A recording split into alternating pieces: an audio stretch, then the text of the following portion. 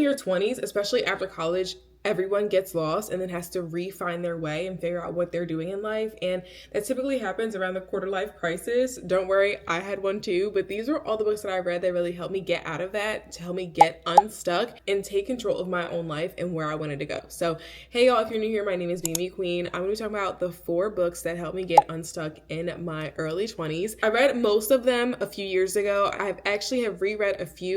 We're going to go through all the ones that I loved, talk about it in this video. The first book that I absolutely love and could not get enough of is The Defining Decade by Meg Jay. So this book was written by a therapist who typically would have a lot of clients who were in their late 20s or early 30s.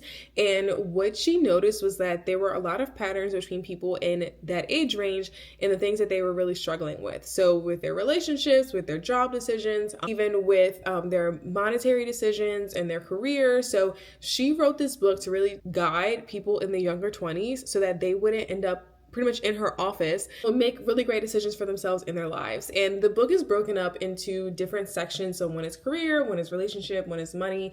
And I love this book so much. For one thing, it is not a book for the faint of heart. So if you are someone who cannot take tough love, don't read it. Just don't even, just pass on this one, because she really grips you by your edges and is like, listen, if you don't want to be married to a loser 10 years from now trying to figure out how to get a divorce, don't move in with him. Like, it is so good. The section of the book that really stuck out to me was the career section. That's what I was really focused on at the time. And she really talks about how people kind of take a lax approach with their career. So like after college, they just, take that first job and they end up not really going after anything on their own. They end up not really challenging themselves, or they just like do whatever it is that the corporate life expects of them. A lot of examples that she gave were people who left college, got a job, and just stayed in that job. And they never really looked for anything else. They never really kept their options open. They kind of just were stuck. The long-term effects of them not actually doing anything or being an active member in their own life or in their own career was that they would be like, in their 30s, so early 30s or mid 30s, and be like, wow, like I actually really hate this and I don't want to do this until I retire, aka around like 65. So a lot of those sessions, she would talk to those clients about like, okay, what were the things that you did that led you up into this point and how can you change it in the future? And a lot of them would have to reflect on the decisions that they made previously, which would pretty much be just about none, and how they maybe did the things that their parents told them was good for them, or how they did things that they thought would be acceptable by society, and they just kind of like rolled with the punches and didn't really think for themselves. And the reason why this part of the book was so critical for me was because I was an engineer at the time. I was very unhappy in my job. I didn't really know what I wanted to do in life, but I knew it wasn't engineering, and I really had 2 options, right? Like I could continue with this well-paying job that was going to, of course, pay my bills and have like a big reputation, or I could go after something else that I was really passionate about and that I really loved, but also made me money, but would probably take a little bit more time to make me money. So I really resonated with this section of the book. It was so good, but it really gave me the courage to want to step out on faith and do what it is what I do now, which is content creation full time. So I cannot recommend this enough. At the time, I was not even interested in dating, and I can't really say that I'm interested in dating now, but there is a section on relationships, and in that section, she discusses different clients with fake names and, fake identities and things, but she would discuss scenarios of her clients that were either in a relationship, like married or about to get divorced, and they would just be really miserable and be really confused of like how they even ended up here. And she said a lot of times people will be in a relationship from either college or just, early right out of college, and they end up dating for, a few years, or, for a prolonged period of time, they think, oh, well, we've been dating for a long time, so we might as well move in together to save money, and she speaks against that entirely, and she's like, do not do that. That is absolutely awful, because you haven't actually taken a look at that person to really decide, like, is this someone that I can live with? Is this someone that I want to spend my life with? And she gives you questions and like prompts and things that you can ask your partner, and also things that you should consider as a person in that relationship of do you want to carry it further or not? And she says that in a lot of situations where her clients were unhappy in their relationships, because they never asked themselves those questions, they never really thought critically about their relationship. They kind of just again rolled with the punches and did what they thought thought was acceptable. And then of course, after living together for a few years, like, wow, you know, we've been living together, so we might as well get married, you know, like this like seems about the right time. And yet again, people were unhappy in those relationships because they weren't really thinking of like, is this person an actual good partner for me? Are they gonna have the qualities and the traits that I really need and like that I want in a partner? The book really challenges you to think critically about your life and to reflect on your decisions now so that you don't have to, I guess, undo or unlearn the decisions that you've made, you know, in your 30s or in your 40s and so on and so forth. I love this book so much. I recommend it to literally every person that is like, I don't really know what I'm doing in my life. I'm like, read this book. It's so good. I loved it so much. So that is definitely the first book you should start with. But again, not if you can't take tough love, because it is a pretty tough love book. So the next book, I loved it so much that I actually did an entire video on this book, and that is The Mountain Is You. Now, I read this book when I was in graduate school, and again, I was like really trying to figure out what I want to do in my life and like where I was going, and I just felt so lost and blah blah. And the reason why I love this book so much is because it really just told me, girl, you are the problem. It's me. I'm the problem, it's me. The book really makes you think about yourself and how you are getting in your own way and how you are self-sabotaging. And boy, oh boy, was I doing it all the time. Like, it really takes someone else to point it out for you to be like, wow, okay, maybe I am doing that. Oh, okay. And it's a short read. It's only a few chapters. I think like less than 10 chapters. But if you read the book and you think about it in the context of your own life, and like, in what ways am I stopping myself from being successful? In what ways am I afraid of success? In what ways am I allowing other people to get in the way of my success or get in the way of, you know, what I want in life? Like, am I really doing the best that I can? Because, you know, people tell themselves that all the time. Oh, I'm just doing my best. Are you actually doing your best? Or are you just saying that you're doing your best? Oh, that one. There's also one part of the book though that I remember reading and being like, damn, this one got me. And that was when she talks about how sometimes you just need to suck it up and get it over with. Like, there's always gonna be something that you just don't like. Even if you have your dream job, if you have your dream house, if you have your dream, you know, partner, like, there's gonna be something that you don't like, and you just simply have to get over it. And that hit home for me. Like, it's just the simple things that you have to read in a book to be like, oh wow, I am making this into a problem, and maybe I shouldn't be. This is by Brianna Wiest. I love that book so much. I'm a big fan of her writing, really, because I love self-help books, and I feel like the way she describes different things, it's just so simplistic. They're basically a collection of essays. It's very easy to read. Like I said, it's like an airport read, but I wouldn't recommend that you read it in the airport, simply because you should take time to actually reflect on your life and see how it actually applies to you. I cannot recommend that book enough. Actually, if you want to see me do a breakdown of that book, I'm just going to type the video up here so you can see it. It was so good. I love it so much. This book is also a Brianna Wiest book, and this one has been all over social media, and for a good reason, and that is 101 Essays That Will Change the Way You Think. So again, another Brianna Wiest book. It is very simple. It is really a collection of essays, a collection of like journal entries essentially, and all of them are pretty short. Like, they're like less than 3 pages each. But the reason why I love this book so much is because it makes you really focus on gratitude. And if you know anything about the law of assumption, if you know anything about manifestation, if you know anything about like the spiritual realms, gratitude is so important whenever you want to bring in something new into your life, whether it be like a person, a job, money, whatever it is, gratitude, right? And I was really struggling with gratitude at the time. I didn't really understand or know how to look for things that I was grateful for in my life. And that book really hones in on gratitude, rips it apart, does a surgical deep dive into gratitude and all the things that you should be proud of and you should be grateful for and that you should really reflect on your life. Like, that is a really great reflection book. I absolutely love it. It got to a point where I actually printed out some of the essays and I put them in my office when I was an engineer because I just loved it and I needed it as a reminder of things that I should be grateful for every single day. And that book also really encouraged me to start doing a gratitude list every single morning. And I have been doing this since 2020 when I first read the book, and it has literally changed my life. If you do not already do this, every single morning, whether it be like on your phone or, you know, on your commute to work or like in like a voice diary, whatever it is that you want to do, you should be listening to things that you're grateful for. I do it every single morning in my journal, and I absolutely love it because it can be something as simple as like, I am grateful to have my morning cup of tea and have no one talking to me. A win is a win. It's the simple the simple things. Or I'm just so grateful that I have a lipstick color that goes really well with fall season and I love wearing it regularly.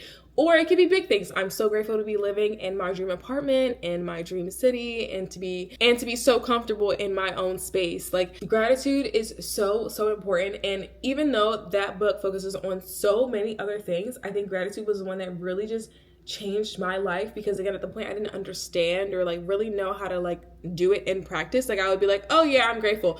But when you get so specific about the things that you're grateful for, like just the simplest things in that book really helped me put into practice. I cannot recommend it enough. This is also another book that I would consider an airport read. However, I wouldn't recommend that you read it in the airport because it's something that you have to just sit and reflect on. I would read like 10 a day. And again, they're all pretty short, so it's not like a hard book to read, but it really gives you like food for thought of like, okay, I actually am a lot further than I think I am, or like I have achieved a lot in my life and I'm just not thinking about it, or like I have so many things to be grateful for and I just like take advantage of that every single day. So I can't recommend it enough. It is such a great book. I absolutely loved it. You should definitely check it out. Again, I'm a big Brianna Weiss fan, so like don't even be surprised. Okay, these next two books were actually books that I read more recently. Are still incredibly helpful. So the first one is The 5 Regrets of Dying by Bonnie Ware, and I've talked about this book in a recent video, my TikTok life of a TikTok update video, but that book literally shaped my life. So the book is written by a woman who was a palliative care nurse, and basically she would take care of people at the end of their lives. So when they were like basically on their deathbeds, you know, going to die within the next few months, she would be the person that would take care of them in their homes and like become essentially a part of their family like during their last days of life. And a lot of times she would talk to these clients and, you know, get to know them and get to know like what their lives were like, and they would often share the same regrets. And it's the 5 regrets she talks about in the book. The ones that really resonated with me at the time that I read the book was, I wish I didn't work as hard, and I wish I had the courage to do things that I wanted to do as opposed to what everyone wanted me to do.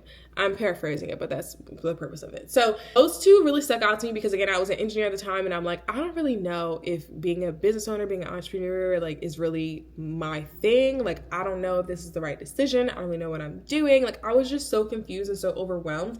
And after that, reading that book, I realized like, you only live once. And that's so basic. Like, obviously, right? Like, that's something that we've been saying since 2016, but that like really set it in my brain for me of like, you know what, maybe I should just take the risk and like go with it and see if it works out, because a lot of people have so many dreams that go unfulfilled, and not because those dreams aren't possible, because they're afraid of chasing after them. And there are just so many stories that she shares about her clients throughout the book. The book is so good. It is a little bit morbid, you know, like it is about death, right? But it is such a great book. I think the other one that stood out to me a lot that I talked about in another video was, I wish I had the courage to tell them how I truly felt.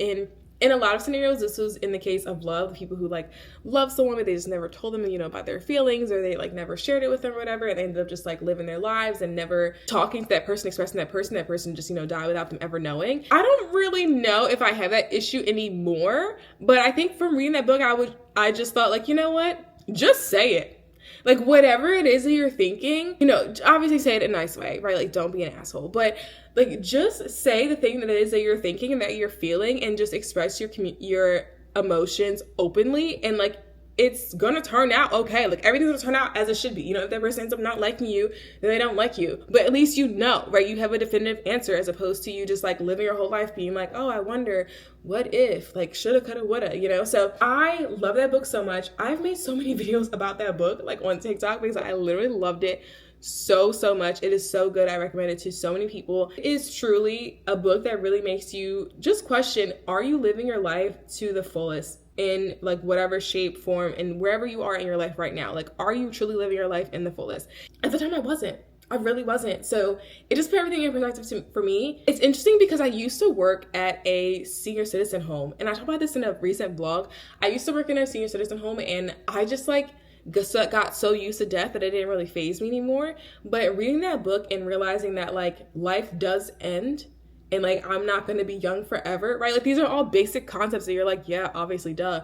But when you read something like that, you're like, you know what? Actually, I should just do the thing and figure it out. And of course, like your 20s is that time where you do it, where like you have the time to like take risks, where you don't have as many responsibilities, you don't have as much just things going on in your life, so you can just try out different things. And whether it be career or jobs or relationships or just whatever, like you have the freedom to try it. And that was something that I really just needed to hear and read so that I could really start to implement it in my everyday life. The last book is one that I've read within the last like year and a half, and it's totally changed my life. And I'm just like late to this book. Everyone else knew about it but me. But this book is called Signs, the Secret Language of the Universe. I've talked about this on TikTok too. This is by Laura Lynn Jackson. Such a great book. So if you are spiritual or just like dabbling in manifestation, which I've talked about on my channel before, or are starting to learn about the law of assumption or the law of attraction, like this is like a really great book to do that, because it really speaks about how people have communicated or actively communicate with mediums or actively communicate with the universe or with their past loved ones. So the book is written by a medium, and she would have these clients that she would talk to who were going through grief. So a lot of our clients had just experienced a family member or someone really close to them passing away, and they were really having a difficult time with like living after experiencing their death, and they were just grieving like really, really hard and like couldn't really like move on in life. And in the book, she teaches them how to ask for signs from their person, like from whoever has passed on, to like kind of communicate with the other side. And she talks about like manifestation. She talks about the law of assumption, and she talks about really just communicating with the universe and how to get the things that you want from the universe.